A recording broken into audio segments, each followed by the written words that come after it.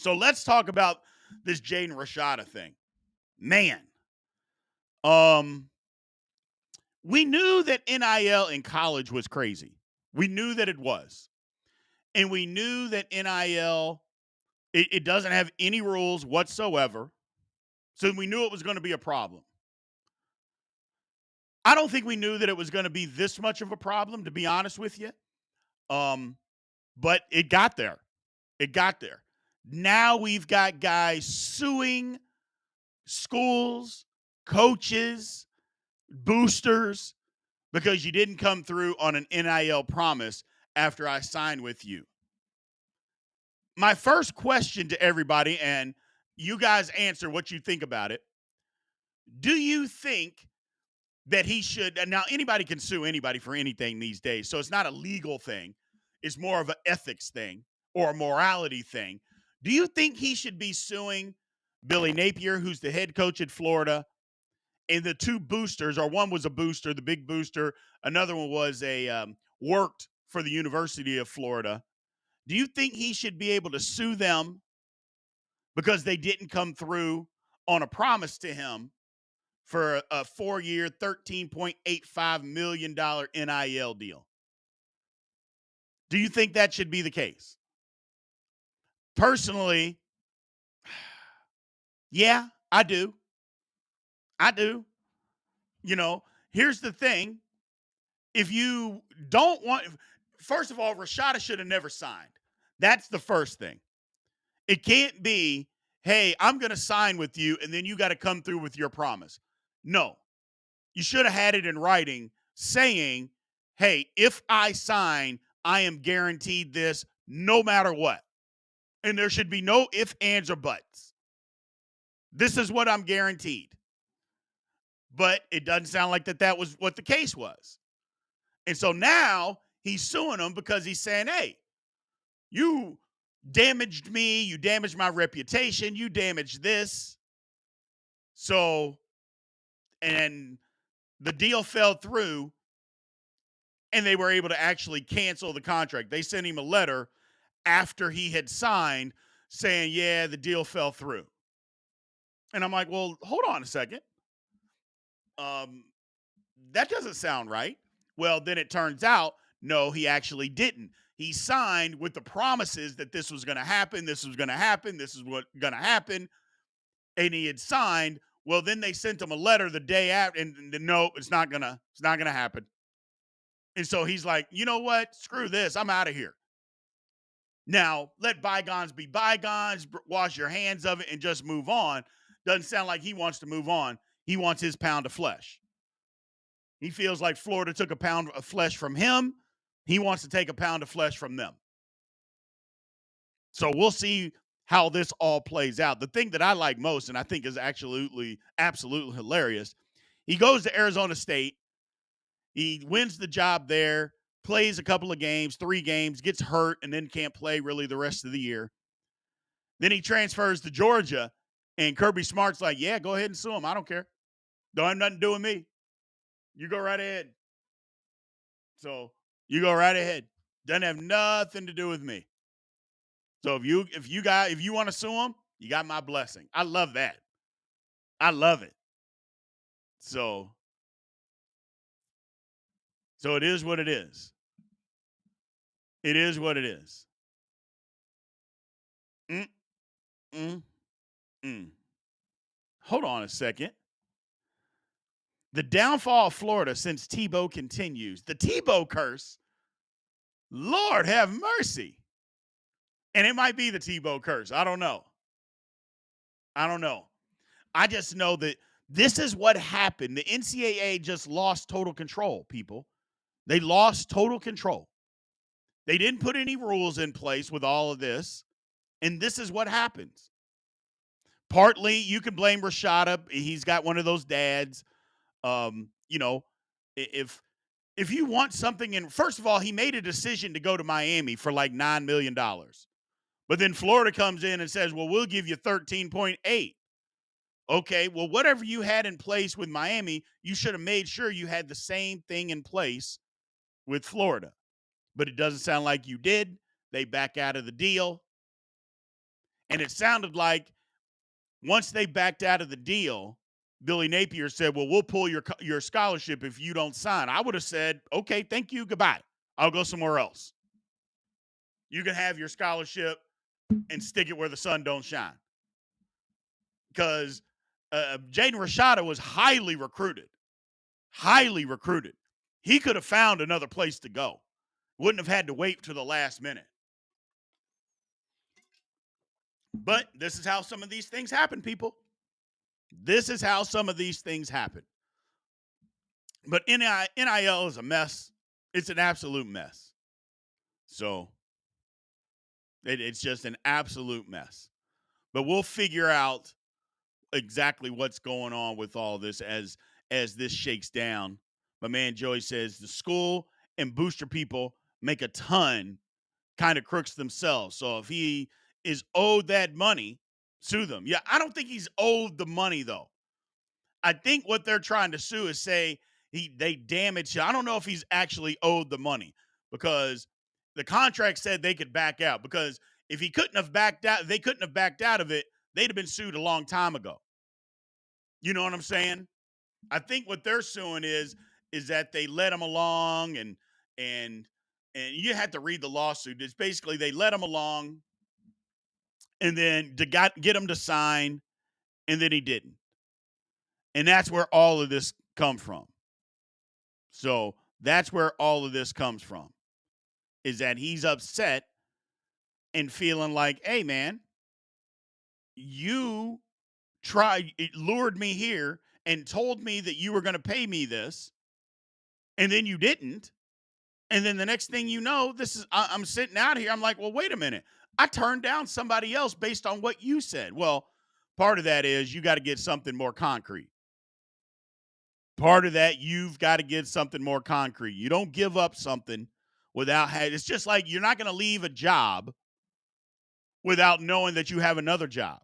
You know, you're not just going to quit your job and say, yeah, I'm going to another job that's going to pay me double, but you don't have a contract with that other company.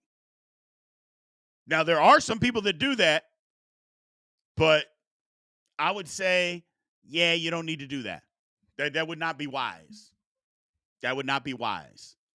And it sounds like he got in a little bit of that, a little bit in over his head. So we'll see. And good question by K-Ned. What rule can they put in place with no player input on the rule will stand up in court? They can put any rule that they want to put in place. I don't think it has to be without player input, but they can put rules in place. They can do, I mean, the NCAA, well, they can try anyway. They can try to do it. But this is kind of what happens. The NCAA is in trouble. You know, they're in trouble. I had a show. I have a Big 12 Insider show. Make sure you go subscribe to that, by the way, the Big 12 Insiders. But I got a show that we talked about that a couple weeks back. The NCAA is in trouble. They are on just on the cusp of being eliminated from college athletics altogether. They're doing their best to try to keep this thing together. We're seeing it day by day. The last 2 days, the Big 12 was first. Now the ACC has joined in, and the rest of the conferences will too, as far as agreeing to settle this House versus the NCAA deal. So once that happens, the NCAA is going to have to fall in line and start putting some stuff in place, get the Congress involved or something. Otherwise, they're going to fall to irrelevancy. And maybe that's what a lot of people want. Maybe that's what should happen. So, I mean, who knows? And here's my man, Jason Park. Yes, sir. You are absolutely right. I was always told and always tell others, black and white is always right. Get everything in writing. Damn right. Damn right. So, it is what it is, man. It is what it is. They got to figure this stuff out. You got to figure this stuff out. Him suing it might be the tip of the iceberg, though, especially if he can win or get Florida to settle. It might be the tip of the iceberg. And no, Joey, I don't feel bad for the NCAA at all. All those years that they took advantage of all those players, myself included. Come on, man. And I'm not saying that I had to have $10 million or the stupid money that these guys get paid now. But you're trying to tell me I couldn't have got 5 to 10 grand a year? Do you know how rich I would have been in college if I had 10 grand in Manhattan, Kansas? Give me a break. I mean, at the time, you could buy a handle of alcohol for $6 of some of that good Ron Rio. $6. That was back in the day. You could go, we had a Burger King just off campus. You could go to Burger King, get you a Whopper meal, large size for $3. Oh my God. So yeah. And the school's making $15 million playing football with football. Give me a break. But hey, that's just me talking. That's just me talking. So, and you're right, Sasha. I don't think Florida's going to settle either if it's not in writing.